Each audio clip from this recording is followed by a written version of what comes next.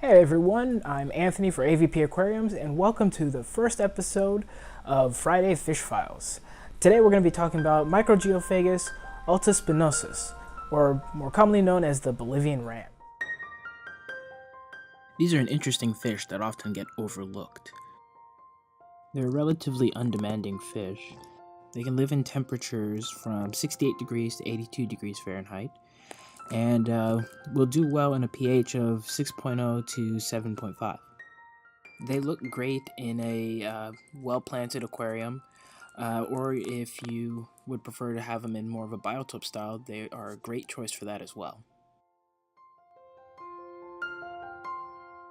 Being part of the Geophagus family, they really do appreciate a sand substrate. It gives them the opportunity to forage like they would in nature. As for tank mates, they do well with most schooling fish as long as they're not too robust and won't outcompete them for food. I've had a lot of success keeping mine with Rummy-Nose tetras, Von Rio flame tetras, even some larger tetras like Buenos Aires tetras. I've also had a lot of success keeping them with corridors, catfish, and plecos as well.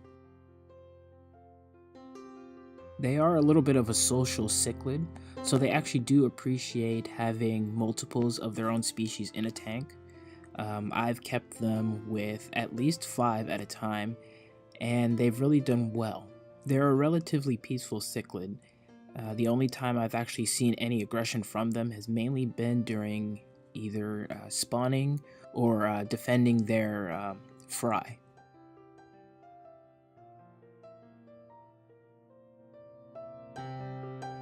And speaking of breeding, they are a relatively easy species to breed.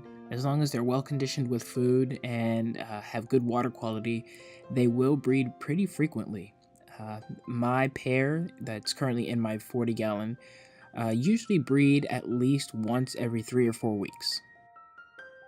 And being a cichlid, they do take care of their fry. When they first lay their eggs, they'll lay them either on a stone or a piece of wood, and I've even had them lay their eggs on a piece of seed pod. Once the fry hatch out, the parents actually move them around the tank. You'll see them digging out pits a lot of times, and they'll move the fry a lot of times during the day to the different pits, usually at least 2 or 3 times. The fry usually become free swimming after about 2 or 3 days, and they are a fairly good size. They will eat baby brine shrimp and microworms, and they will also take crushed up pellet or flake food as well.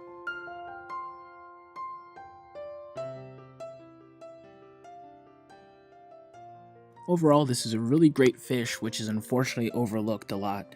I would really recommend this cichlid to a lot of beginners.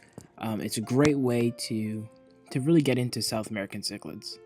Although they're not as flashy as their cousins, the German blue rams, they really do have a great personality and a great disposition with their tank mates.